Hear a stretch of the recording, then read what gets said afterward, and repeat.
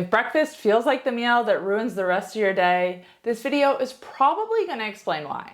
If you eat breakfast and feel hungry an hour later, if you feel tired, groggy, or like you need a snack or a coffee by 10 a.m., this isn't random. Today I'm ranking common breakfast foods, from worst to best for insulin resistance. And just to be clear up front, this isn't about good and bad foods. It's not about moralizing breakfast or saying you can never eat certain things ever again. This is about understanding why some breakfasts make blood sugar control harder, increase insulin demand, and set you up for cravings later, while other breakfasts make the rest of the day feel easier without you trying harder. Because for a lot of people with insulin resistance, breakfast is where things start to go wrong. What you choose to eat at breakfast can either prevent cravings for the rest of the day or cause them. And FYI, breakfast can be eaten at any time of day. The word itself means to break a fast. So whatever the first thing you eat in a day is, whether it's 7 a.m., 10 a.m., or noon, that's your breakfast. And the same principles we discussed in this video will apply. Before I get into the rankings, I'm gonna explain how we're judging these breakfasts. I'm not ranking them based on calories. I'm not ranking them based on how clean they look, on what their reputation is like. And I'm definitely not ranking these based on trends. Because let me tell you, some of the foods on this list that rank pretty high, you might not expect. So make sure you watch until the end to find out what they are. I'm ranking these breakfasts on 3 things. First, how much they tend to spike blood sugar. Second, how much insulin they require in response. And third, how hungry they leave you an hour or 2 later. Because if you're insulin resistant, these 3 things matter far more than how healthy your breakfast might look on paper. Because you might be eating something that's balanced, that looks healthy, oatmeal, and still end up feeling worse by 10 a.m. And this isn't usually a discipline issue. It goes far deeper than that. We want our breakfast to set us up for success on the day ahead. We want it to make us feel good, be energized, and be in control of our hunger and cravings. Ultimately, this is gonna help us to improve insulin sensitivity and reverse insulin resistance for good. Because insulin resistance can be reversed, and the right breakfast is key. Starting from the bottom, these breakfasts are the worst for blood sugar and insulin. Think sugary cereals, toast with jam or honey, juice, or smoothies that are mostly fruit. These breakfasts all have something in common. They're made up primarily of fast-digesting carbohydrates and barely any fat, protein, or fiber. When you eat these foods, glucose enters the bloodstream quickly. Your body has to release insulin quickly to manage that rise, and then blood sugar often falls just as quickly. That rise and fall is what leaves people feeling shaky, hungry, and irritable a couple of hours later. And I want to be really clear here. This isn't about carbohydrates being evil. It's because there's nothing buffering them. Your body isn't designed to handle large glucose spikes without support. It needs protein, fat, and fiber to slow digestion, to help with insulin demand. Without that, insulin spikes, blood sugar crashes, and hunger returns quickly. This is why someone can eat breakfast, feel like they've done all the right things, and still feel like their day is already harder than it needs to be. Even healthy cereals can be misleading. Look at labels. Special K, for example, is promoted as a healthy breakfast choice, but it's primarily carbohydrates and sugar. It has barely any protein and fat, both of which are key for reversing insulin resistance. When we're insulin resistant, we want to be getting at least 30 grams of protein in at every meal, and especially breakfast. All of these foods we mentioned have next to no protein, which is why they are not a good way to start your day. Now, before we go any further, I'm curious. Have I mentioned your favorite breakfast yet? Let me know in the comments down below. The next tier surprises a lot of people because a lot of these foods are marketed as healthy. Things like plain toast with nut butter, oatmeal, low-fat yogurt with granola, or a cereal that's advertised as high fiber. These foods are better than the worst tier, but this is kind of the point with today's video. There's always better and worse choices you could be making. Nothing is good or bad. We have to put it into context. And today's context is insulin resistance and blood sugar. But that doesn't mean that every single choice you make has to be perfect. Making better choices more often is going to get you better results than trying to be perfect. Because if you're striving for perfection, you end up relapsing and making worse choices. So these breakfasts are better than the worst tier, but they're still pretty carb heavy, and most of them are low in protein.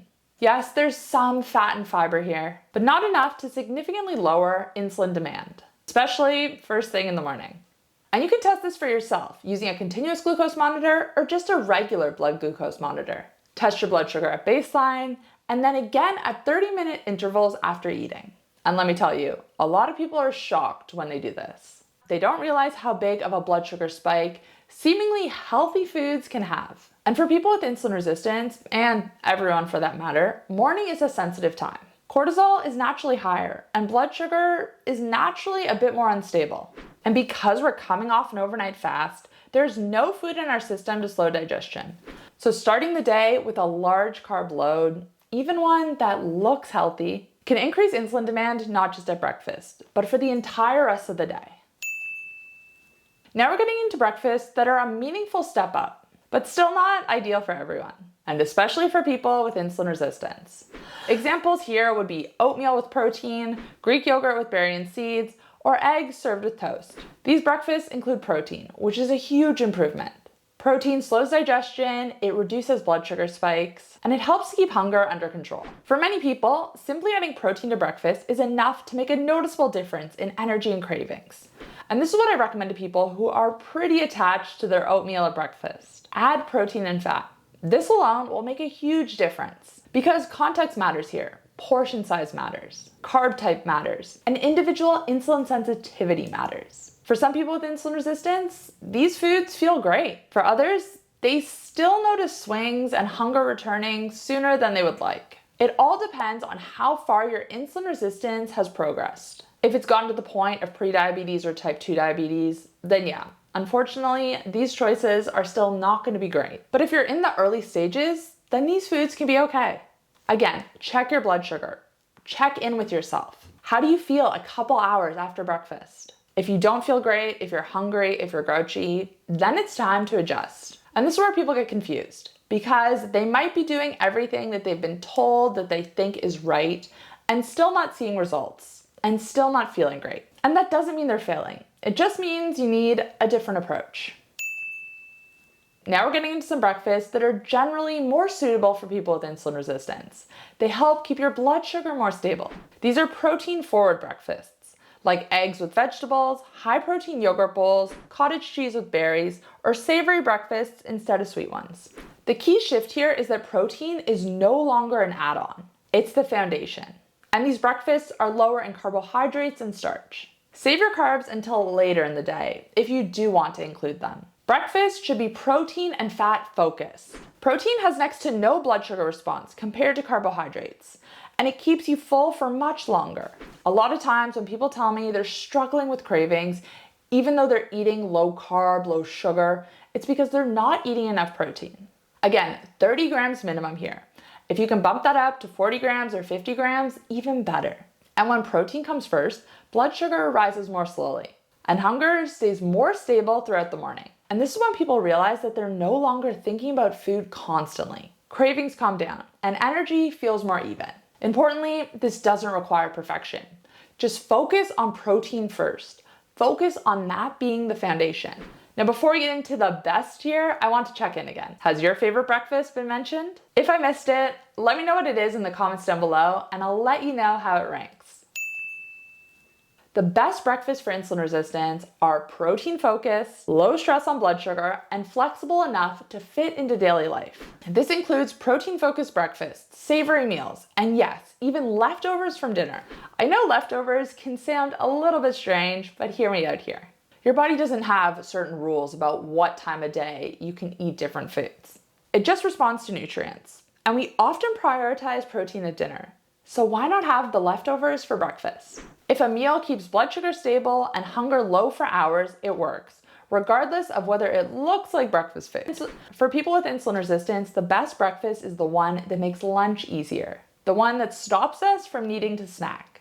And that's a really important reframe. Breakfast isn't just about the morning. It's about how the rest of the day unfolds. Now, this doesn't mean you can never eat oatmeal, cereal, toast ever again. It means that if insulin resistance is part of your picture right now, breakfast composition matters more than calories. To reverse insulin resistance, we want to focus on keeping insulin low throughout the day And that means focusing on fewer blood sugar swings and fewer eating points. And you're not failing if a certain breakfast doesn't work for you. You're learning how your body responds, and from there you can adapt. The goal here is not restriction. It's stacking the odds in your favor.